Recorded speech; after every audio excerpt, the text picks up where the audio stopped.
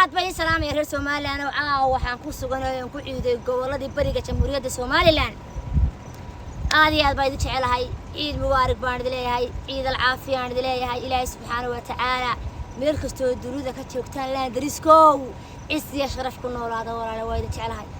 halkan waxaan si gaar ciid mubaarak leeyahay ciidanka Jamhuuriyadda Soomaaliland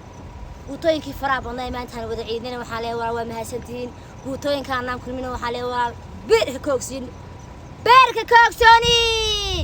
waxaan halkan isagana uga dirayaa maxay hambaliyo aan la soo koobi kareynin madaxweynaha Jamhuuriyadda Soomaaliland Cabdiraxmaan Maxamed Cabdullaahi Cirro oo aan maanta daawanayay sharafta iyo karaamada shacabkiisa Jamhuuriyadda Soomaaliland oo ciiday mudane madaxweyne waxaa tahay mid noo soo diray mudane madaxweyne waxaa tahay mid noo dooran mudane madaxweyne waxaa tahay daacadii dalka mudane madaxweyne waxaa tahay dulwaasigii dalka mudane madaxweyne waxaa tahay kii aanu ku degi lahayn isku wade madaxweyne qaranka Jamhuuriyadda Soomaaliland Cabdiraxmaan Maxamed Cabdullaahi Cirro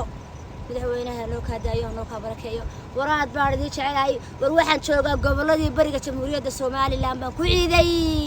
warcaba guur habeenimanahay bari kamida gobol kamida gobolada Soomaaliland malcaba u jeeday bariga arwaake caawa gobolkan guuraha ku ah ee barigu nabadgeliyo